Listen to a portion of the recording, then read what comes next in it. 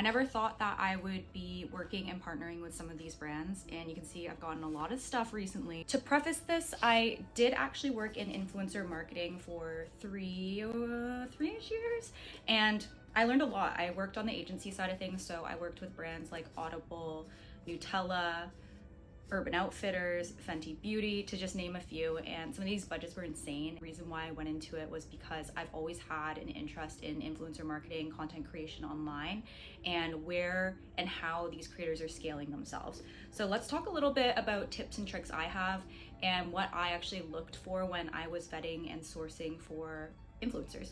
Well, we open up this package because I actually have no clue what's in here. I swear I've gotten so many emails recently because I recently got enrolled in the Yes Style influencer campaign, and now I swear things just fly in through the door. Ooh. House of Balance, Eye Slow, and Body Slow. Number one tip. Always please have your email available in your bio, as well as the city that you're located in.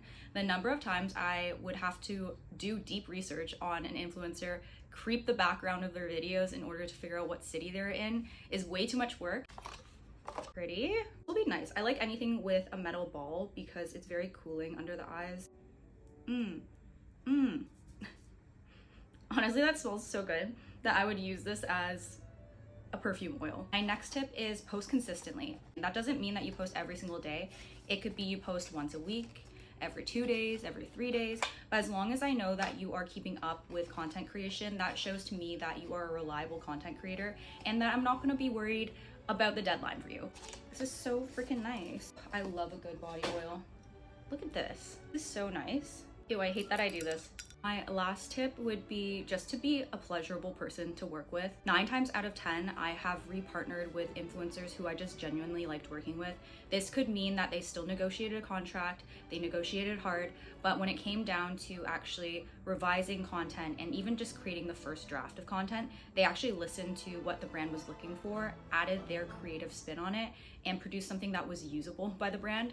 There are many times where if you create something that is not on brand or not according to the brief, we will not work with you ever again. I will tell you that we will blacklist you. You know, if you guys want some tips on negotiations, areas of negotiations, how to read contracts, things of that sort, because I know a lot of creators, when they are handed their first contract, they don't even know what they can negotiate.